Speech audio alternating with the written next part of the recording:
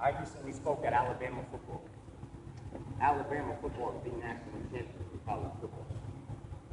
Alabama football was the best of the best. And Alabama football, when I got done, there was a kid in the back, one of their best players. He raised his hand and he said, "Mr. Herren, yo, it's blunts, man. That's all it is, blunts. Tell these people to get off our back. That's what we do, smoke blunts." I looked at that boy in the back of the room, and I said, "Oh, for real? If it's just blunts, then why are you going to throw away $150,000 scholarship to play at Alabama University? If it's just blunts, you've been busting your tail to get to this day for the last 15 years. Sacrifice, weight, sprints, and you're going to throw it all away for just blunts. You want to make millions of dollars playing the NFL so you can come back home and take care of your family so they can live right. And you're not going to take care of your family because something you simply call blunt. It ain't blunt, man. You just can't be you 24/7. If you could be you 24/7, no need to smoke the blunt. You can live out your dream.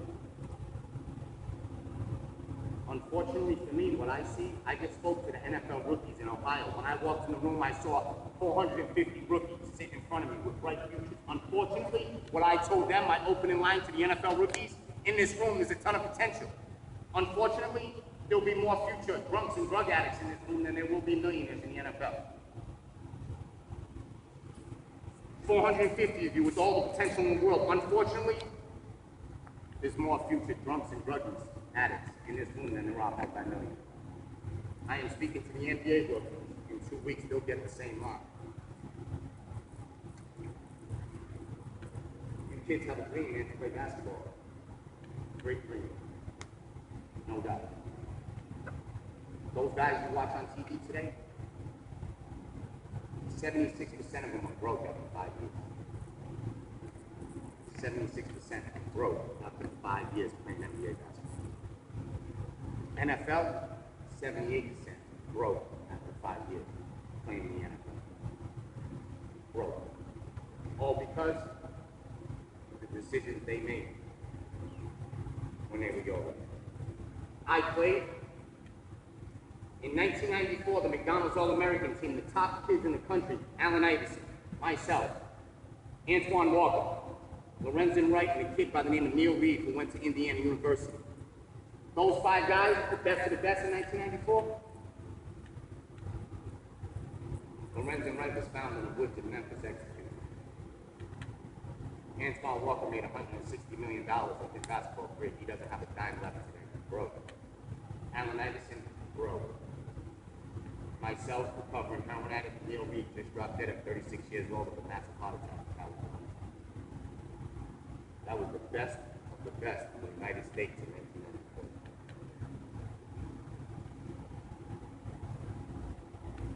The most commonly asked question when I do this from kids your age is, "Mr. Herren, what do you think? We need blunts or gateway drugs?" I'll tell you this from the bottom of my heart. I was a heroin addict 8 years. 8 years. The people I hung out with were heroin addicts. I never met one that told me they started with heroin. We all start off by smoking blunts and red solo.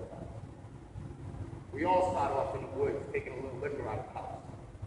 We all start off when mommy's not home from work yet. Let's get a little high. She'll never know by the time she gets back. We all start off that way, man. On this court in 1994, I played with a basketball team that doesn't talk about it. In 1994, they wrote a book about my high school basketball team. It's called Fall of Dreams. On that high school basketball team, 15 teammates. Our parents, doctors, lawyers, politicians, nurses, teachers, guidance counselors, parole officers, probation officers. On that team, 5 of us turned to heroin. 5 heroin addicts on that high school basketball team that played on this basketball court. Got beat time by 30. 5 go.